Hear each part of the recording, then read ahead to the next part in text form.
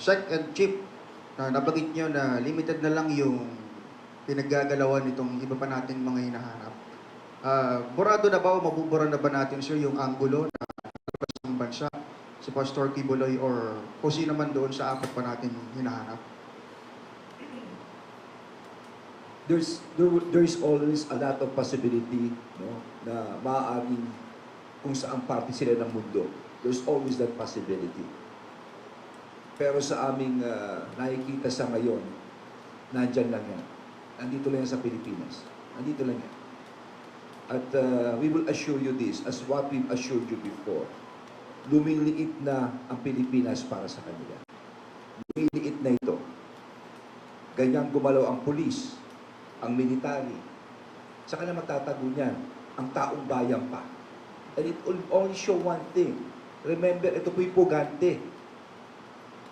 Ito hindi namin ginawang demanda ito, hindi. Ang nagpapatuloy ito,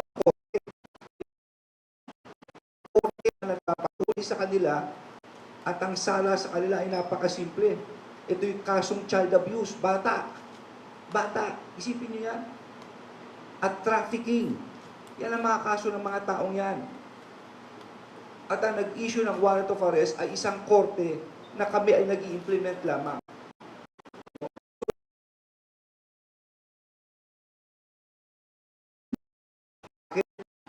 Basta meron tayong sistemang sinasabi at ito'y hindi nasusunod. Just imagine kung lahat ng tao ganito. Babaksak ang sistema ng hustisya sa atin. And this is the backbone of Philippine society. We cannot allow that. And that is the role of the PNP and of course the military. To make sure that we have a working government na talagang very lively ang demokrasya, lalo na ang hustisya, which is the very foundation of our country. And we will make sure these roles of the PNP and of course ng ating mga kasama sa Army, talagang gagawin po namin ito. Kaya hindi kami matutulog dito. Kaya nga ako, ang aking panalangin naman na, Pastor, alam ko naman na you have your reasons, no? Sinasabi mo, you're innocent. Just surrender. Ipresenta mo ito sa court of law. Sinabi mo before, naalala ko yun. Sa Senado, sinabi mo na hindi ka haharap sa Senado. Naharap ka na lang sa korte. I don't know. No?